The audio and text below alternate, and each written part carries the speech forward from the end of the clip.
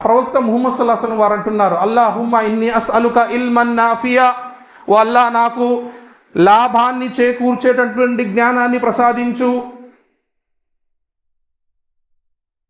వరిస్కన్ తొయ్యిబా, పరిశుద్ధమైనటువంటి ఆహారాన్ని, పాపపు ఆహారం కాదు, పాపం చేసి తినే ఆహారం కాదు, పరిశుద్ధమైనటువంటి ఆహారాన్ని నాకు ప్రసాదించు, ఓ అమలన్ ముతకబ్బల, మరియు నీ వద్ద అంగీకరింపబడేటటువంటి ఆచరణలు చేసే సౌభాగ్యాన్ని ప్రసాదించు.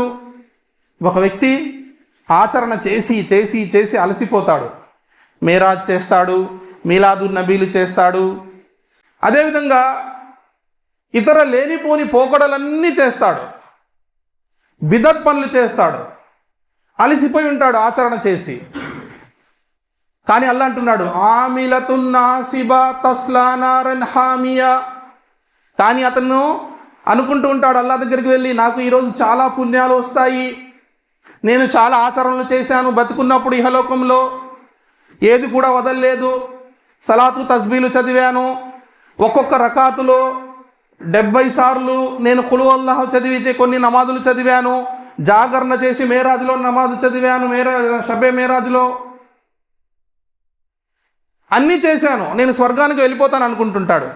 అల్లా అంటున్నాడు, తస్లా నారన్ హామియా, వీడిని తీసుకుని నరకంలో పడేయండి. ఎందుకంటే ప్రవక్త ముహమ్మద్ సల్లల్లాహు అలైహి వసల్లం వారు అంటున్నారు, మన్ అమిల అమలన్ లైసా అలైహి ఫహువ రద్దున్, ఎవరైనా ఒక ఆచరణ చేస్తే, ఒక విశ్వాసి, ఒక ముస్లిం, అది ప్రవక్త గారు చెప్పి ఉండకపోతే, సహబాలు చేసి ఉండకపోతే, అది అల్లాహ్ వద్ద తిరస్కరించబడుతుంది, వాడి ముఖం మీద కొట్టేస్తాడు అల్లాహ్. అవసరం లేదు అల్లాహ్.